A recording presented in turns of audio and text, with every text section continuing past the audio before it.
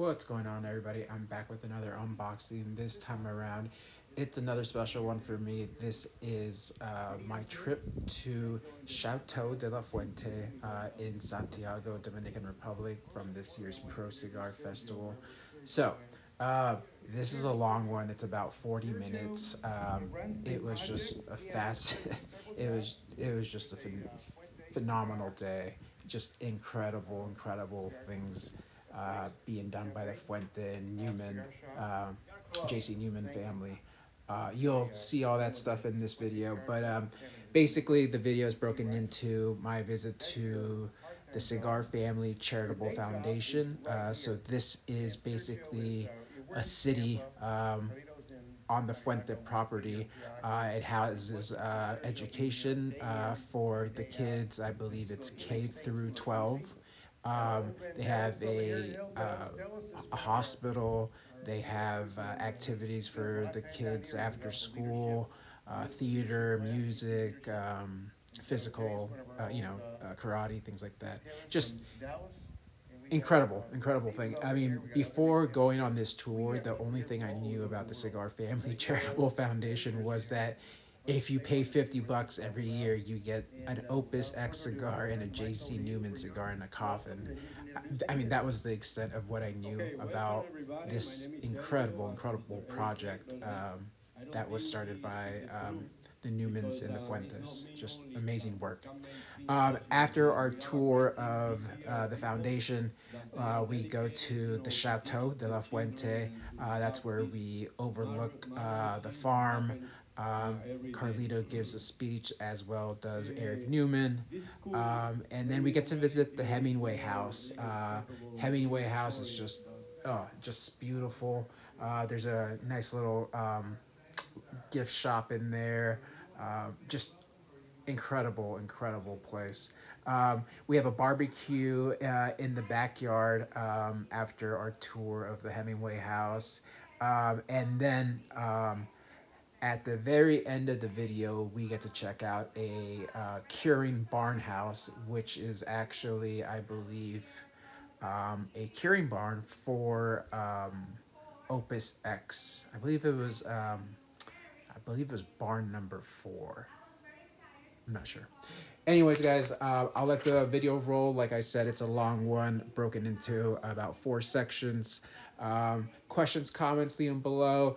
Please share this one if you can. It was just awesome to hear these stories from the people behind the cigars we love. So enjoy it. Questions, comments, leave them below. I'll get back to you as soon as I can. Cigar unboxing on Instagram. Thank you for watching. Stay well, be well, smoke well, and I'll catch you on the next one. Here. So, what we are going to do now? And I said to her, let's speak with Carlito. And then we speak with Carlito. Oh, Carlito, we want to speak with you. And we don't want to leave this school. We want to be here. This is a great opportunity. And Carlito said, oh, you are right. We were so sad, and concerned about where we're going now. So immediately, Carlito suddenly they start to build the second building there. So we stay here in the library. First grade, secondary school. We stay here. 6. Primero de secundaria. Yeah. Secondary school. 9th grade. Ninth grade, yes. We stay in the library and receiving the 9th grade. But Jennifer and I, we were so happy and so excited because for us this was a great opportunity. We said, oh my God. And we stay here. We finished high school, and then of course we got to go to university. we got to leave. So, and the Cigar Family Charitable Foundation, they pay my career, they pay all my studies, and I was very happy because I didn't have the resource to pay my university because we have no money. So the foundation paid my whole career, and I was studying in the Adventist University.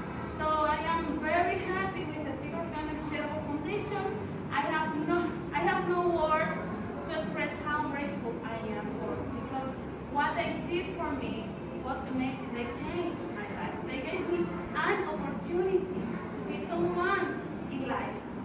So now I'm here. I am giving back. I am trying to help all these kids as they helped me before. And I am very grateful and thank you for being here.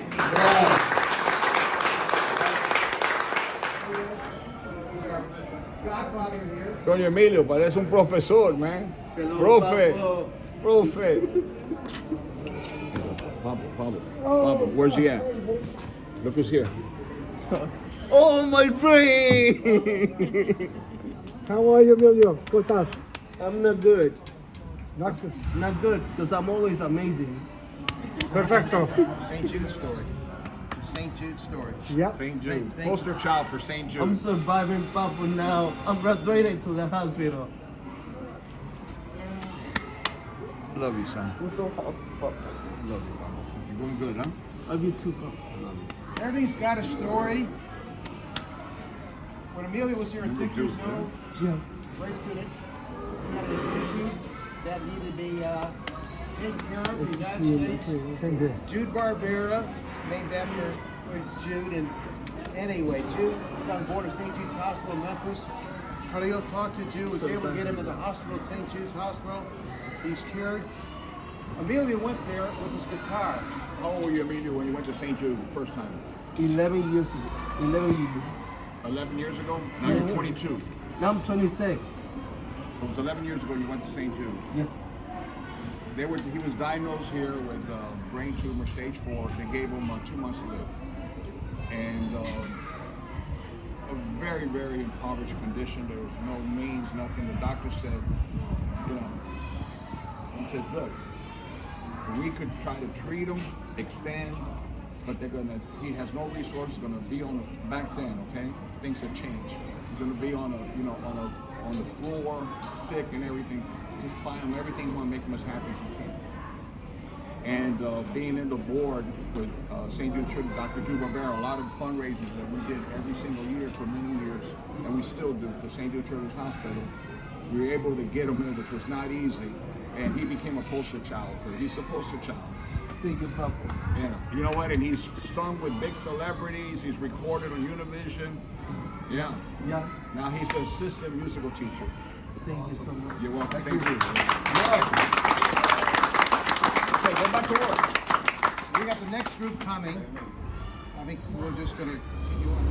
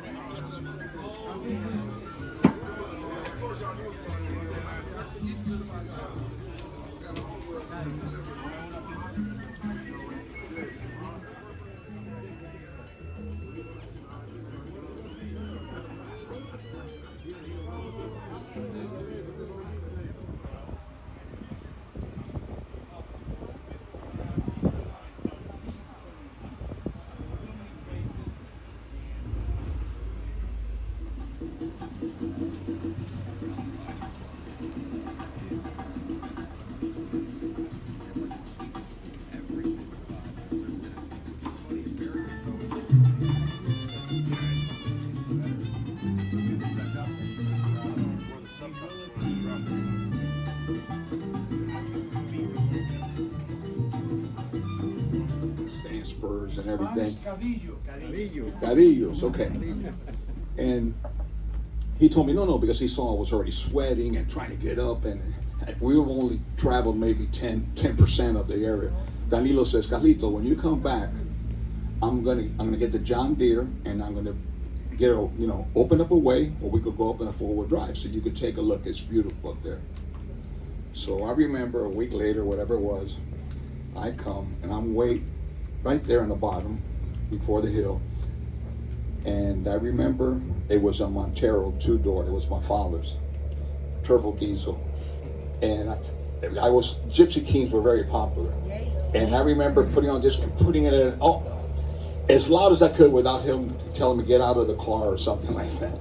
And I remember coming up that hill bouncing, boom, boom, boom, boom, boom, boom. The Jeep going like, yeah, you're gonna kill it, boom, boom. And you know, and I'm yelling, and I get up here, and when I look out and I looked around,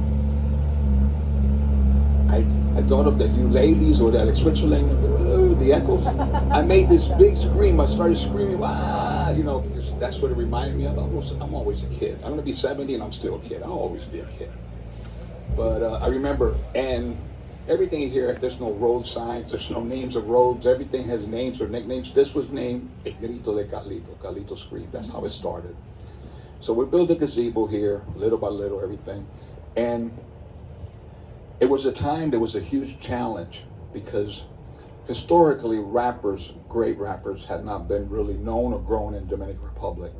So it was a time where everything, people said it was impossible, that we were gonna fail and so forth.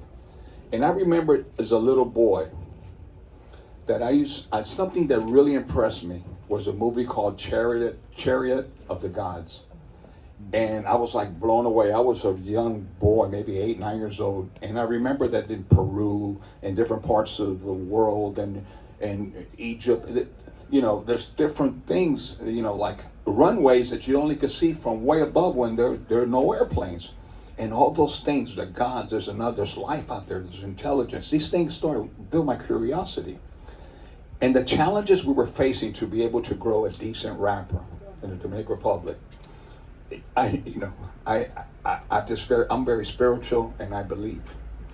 And I said, my God, I need all the powers on earth and all the powers above.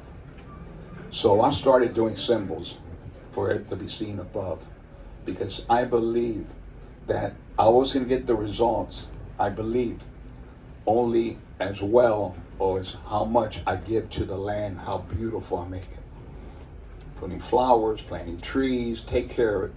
And the first symbol that I made was the scorpion down there. You can see the closest one. My grandfather's Scorpio, November the 18th, and that was for my abuelo, so that he could help me in any way, so that we could achieve some kind of success, because there was a lot of pressure on us that we were crazy, we were going to fail, nobody's ever going to smoke a cigar with a Dominican rapper, and so forth. And then after that, the logo, something missing. So if you look at the next one, it was done differently. We got an architect with an astrologist, and each palm tree is a star from Taurus. That was in honor of my father. Next to that is my grandmother, Orion. My grandmother. Why my grandmother? Because, you know, people hear Arturo Fuente, Carlos Fuente, you know, the males of the family. But without my grandmother, there would have been no cigar factory. She was making cigars next to my grandfather, and she was making that Cuban coffee. The cigar makers, I remember going to, and she used to tell the cigar maker, Rafael, Elena, don't work so much. Here, have some coffee. And my father, Mama, I got to get this order out. Leave the cigar makers alone, you know. But no, Carlito, they working too hard. Give them. I grew up that way in a little wooden house with a cigar factory in the back. So my grandmother. And then it goes on in this and so forth. And if you look down there, you see the yellow symbols. You see geometric symbols. You see a circle, a triangle, and a square. And you're going to say, well, why? In a tobacco farm. Because I wanted who was looking from above to know there was intelligence here on this land. And then, of course, you have the symbol of the foundation. And, you know, the dove, there's a reason for everything. And people ask Snow White. Snow White's my mom.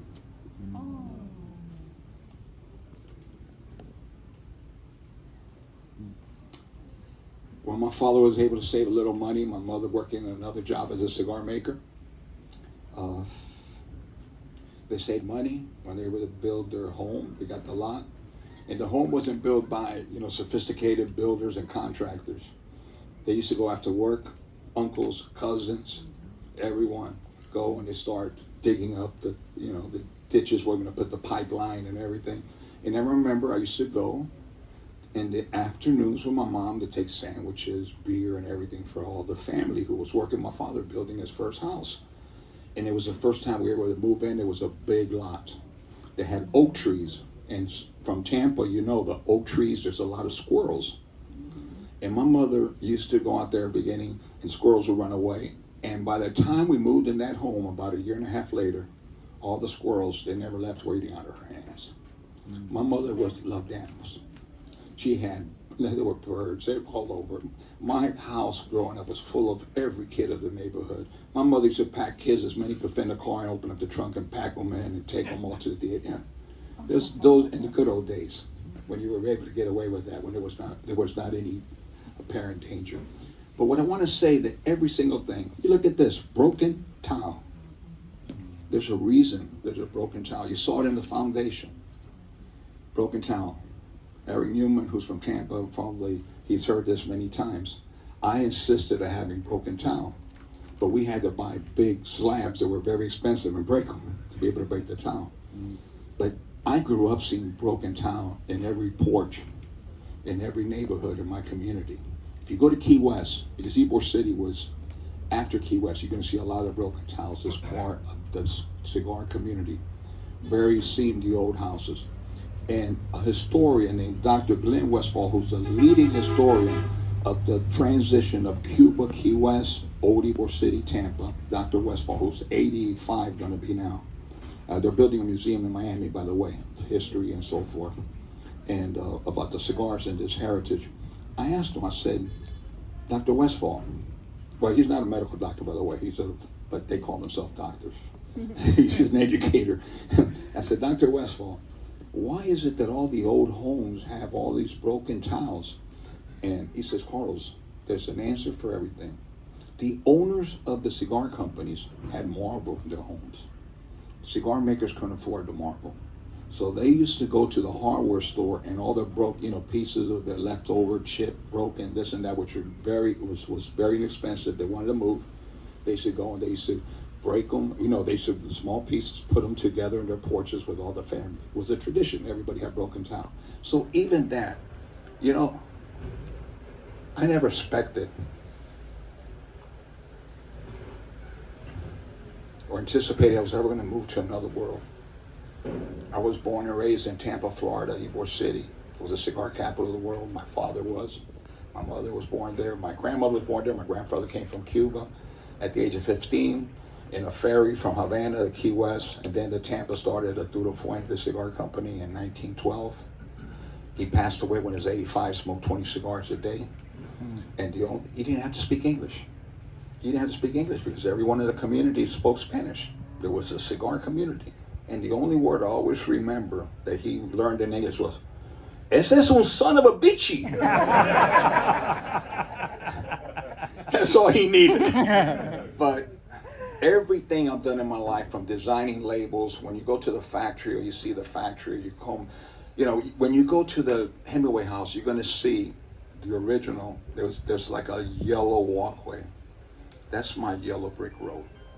Because I used to watch every January, I used to watch The Wizard of Oz with my mom when I was a baby growing up. And every little thing is about the love for my mom, for my dad, grandparents, and everyone who's ever touched our lives in some way, anyway. And it was very important to have my children here, for them to know where we come from. Very humble beginnings. A family that only knew how to give love. And I want them to continue that tradition when I'm not around. Thank you.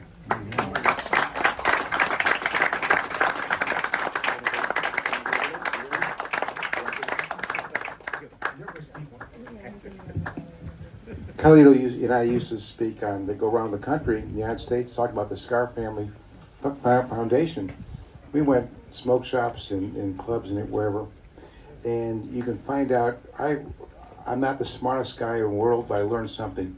You never want to speak after Carlito. You want to speak before him.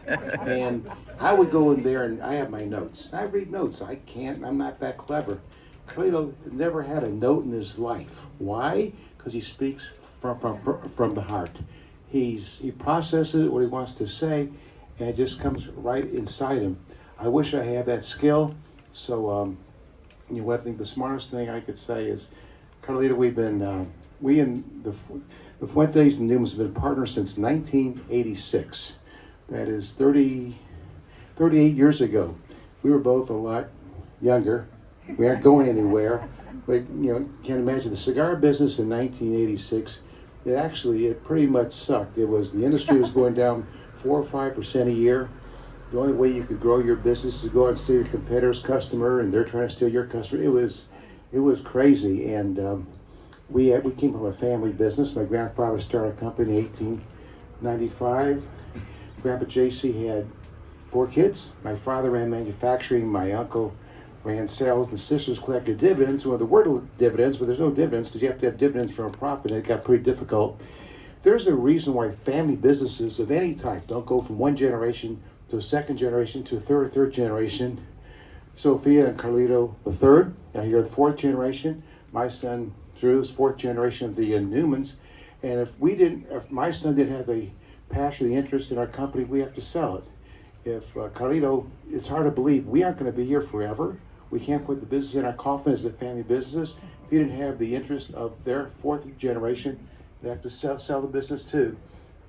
Carlito and I, our families are so blessed in so many ways, one of which we got the next generation interested in the family business. So anyway, just continue on. In 1986, we bought out our relatives. The business was awful.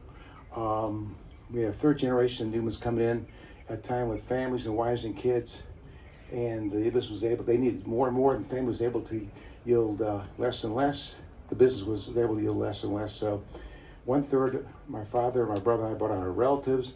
They got the money, we got the debt and the opportunity. In life, sometimes decisions are made with the head, and sometimes they're made with the heart. And I swore, I thought for a minute, Dad, maybe our heart got in the way of the head. He said, "It'll be all right, son." I wasn't so sure, but I think God was looking at us that day. Carlito talked about him being spiritual. We're spiritual. Things just don't happen. About 2 weeks after we had our family buyout on February 14th, 1986, Carlos' father, Carlos Sr., called my father, said, we have a great factory in Dominican Republic. They've been there 6 years earlier. They also had a factory in Tampa. Made some machine-made cigars, a brand called Moya. He said, Carlos' father told my father, said, "I want to close my Tampa factory. It's a pain in the butt. I just want to focus on what's happening in the DR." And Carlos Sr. said, "Would we be interested in making his machine-made cigars in our old Tampa machines?" And we said, "Yes, but at the same time, Carlos, we just bought out our relatives. If we're going to stay in the cigar business, we had to get in the import handmade business. And we just won't trust anybody to make cigars that are brands on it, so would you make cigars for us?" And he said he would. He said, "Sure." And this is 1986. And the Fuente's strength, they made the best cigars in the world. They had the best cigar factory, but in the late 80s and 90s, they sold through brokers. They didn't have their own sales force. We had a good sales organization. We haven't had our own handmade factory. So in 1990, November 1st, we started representing Fuente in the marketplace. Fuente is the most sought-after cigar, not only in the United States, but in the world. But if you go back to 1990, the industry was in a lull, was in a recession. Before Cigar Aficionado came, before the cigar boom, life was different. The Newmans hits their wagon hits themselves to the right wagon, and the Fuente started to continue on make cigars for us, Questere, then Diamond Crown. We started to sell Fuente, and then all of a sudden the cigar boom came. I don't tell you the story about moving down here, but things were aligned. I have a great philosophy of business. To be successful in business, you have to work hard, you have to work smart, and it takes a certain amount of luck. And I think the way our fortunes of our two families, first certainly from the Newman side, has been fortuitous. It was miraculous looking back. And Carlito wasn't finished. And then we were riding around here and we saw these kids around late 1990s playing in the street. And he told me that there's not enough classrooms in the Dominican Republic, and he talked about we should build a wing on a school because we've been successful. We want to thank the people of the Dominican Republic for growing the best tobacco, making the best cigars. And one thing led to another. Fast forward to today is what you all saw today. I've talked to a number of you from Pro Cigar. You've been supporting Cigar Family Foundation for some years, which we thank you. You've took us on face value. You've seen pictures. You've seen Facebook stuff.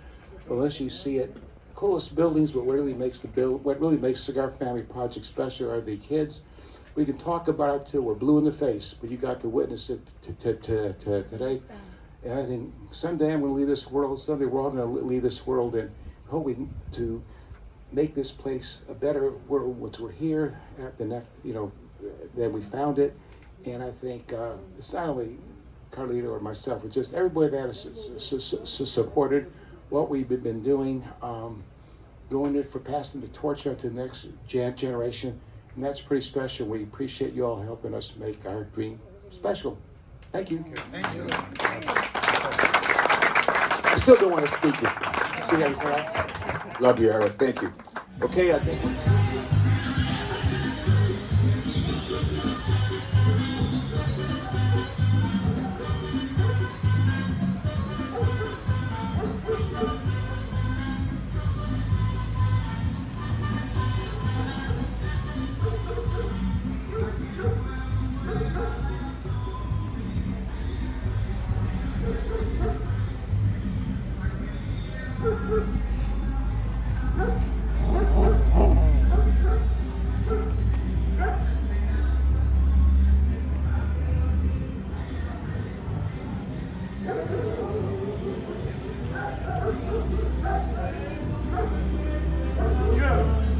When's the last time you saw freaking carnival dancers here? I've never seen it. Yeah. Welcome. Welcome.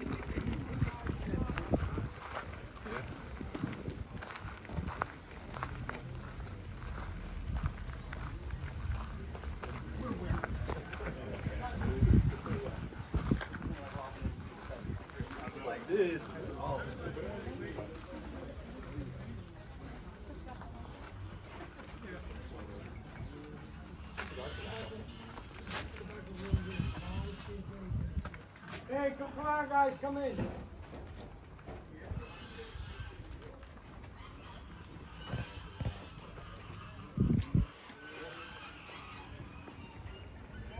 Come in. Dame esa manilla. Come on in, folks. ¿Eh? Vámonos. Ah, no, esto es distinto. Está bien, no, está bien. Okay, guys, come in. So, as you may realize, at Fuente, we do everything different than any other company. We do a lot of things the old-fashioned way. So most of you, you're here because you love cigars. And I'll tell you, you might not realize this, but you belong to a very, very unique atmosphere. Tell me any industry in the world where you're not judged by the color of your skin, where you're not judged by religious beliefs, where you're not judged whether you're smoking a $5 cigar or a $50 cigar. Tell me an industry that you're in any town, you walk into a shop and you meet a guy that the guy's from South Africa and the other guy is from fucking Canada, and you start a conversation. And tell me an industry, and we've all been to events, where you got a lawyer, a CEO of a bank, an IT guy. The IT guys are always in the lounges. And a guy who's flipping burgers. Right. And we're all equals. You know, we talk about how you're persecuted politically and religiously. No industry in the world has been more persecuted, thank you, young man. I'm 75. I know I look up for my age, you don't have to say it. Than us, the cigar smokers. We don't target kids. We don't go after anything. What do we want? We just want to sit down in the lounge and just enjoy cigar. I'm going to ask one question. You have a perfect cigar. It was scored 100. It's going to burn well. It's going to taste well. There's only one thing that can ruin it. And please, the guys who are married, don't say it's your wife. Right. You know the only thing that can ruin a perfect cigar? Smoking it next to an asshole. Right. Please, no finger pointing. No finger pointing. In the lounge when I'm doing the seminar, the guys goes right away. But anyway, you saw the fry. Most of you guys know it takes about 120 days to get a crop. So what happens? We start making the seedlings, the bed seedlings, then we transplant. Then after we transplant, trees start to grow. The plants start to grow. Then we start to pick them 2 at a time. If you pick them too mature, you're screwed. And if you pick them too young, you're screwed.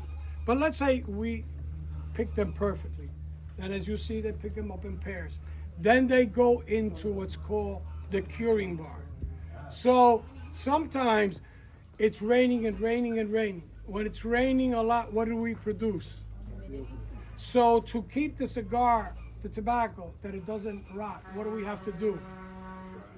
No, we got to bring in heat. That's why you see these things here. Then it rains a lot. There's a lot of humidity. We got to bring in heat so the leaves can stay healthy. But what happens if it's dry, dry, dry, dry, dry?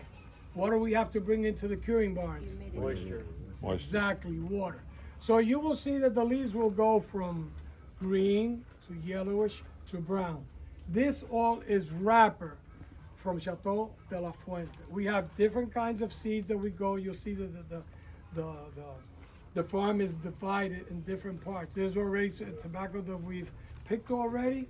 that'll go into the curing, then it'll go into the fermentation, and then it'll go to the aging. I don't know how many of you guys are going to the factory tomorrow, or some of you might have seen our factory before.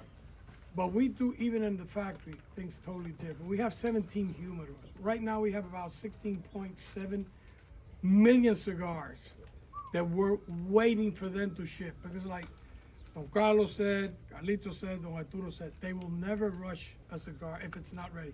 Just to give you an example, regular production, 858s, those are 4 or 5 years old tobacco. Those are between 9 months to a year. Don Carlos and Hemingway, those cigars are made with tobacco 6, 7, 8 years. Those go into the aging room about a year and a half. Opus, when we came out with the Forbidden X, Carlito made those cigars. They sat for 3 years. And I guess some of you guys have smoked the Forbidden X. I think it's a great fucking cigar, excuse my language. I'm old. So the other thing is that you're going to see, maybe some of you will come back next year. I know some people might not be even allowed here next year. I don't know why. You will see how things are different.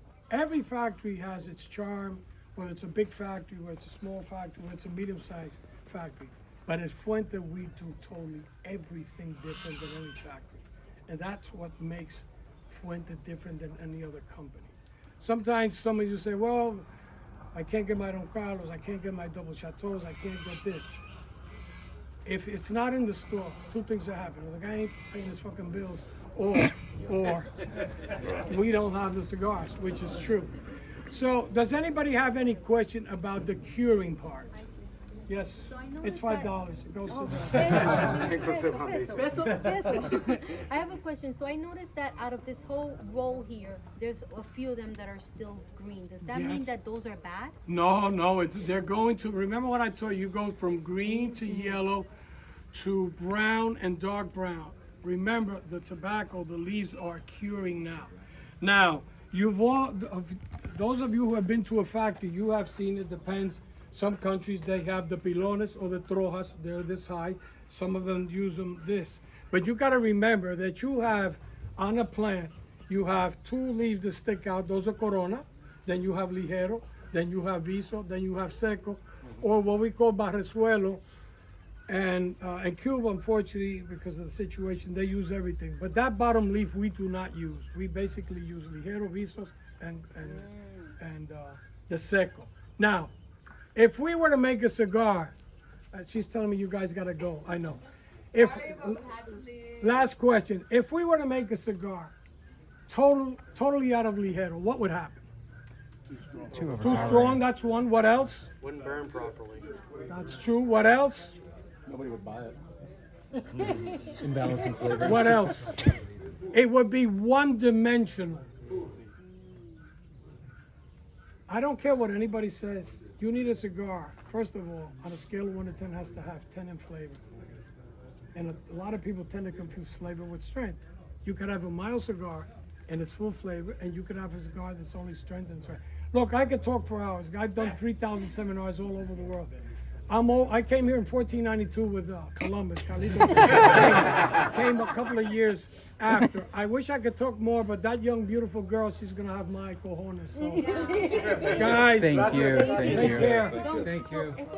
Thank you.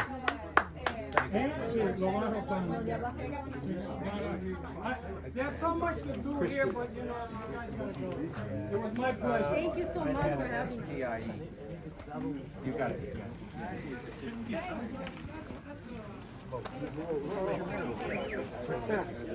Hey, try to behave. Gracias, don. Hey guys, try to behave. I ran out of bail money last night.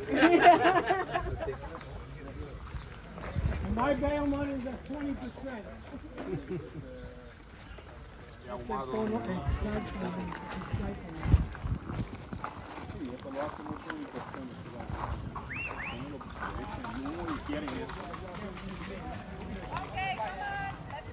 Come on. Okay, how many people don't want me in the picture? Please raise your hand. Crystal. You a bail man. Bye. Yeah.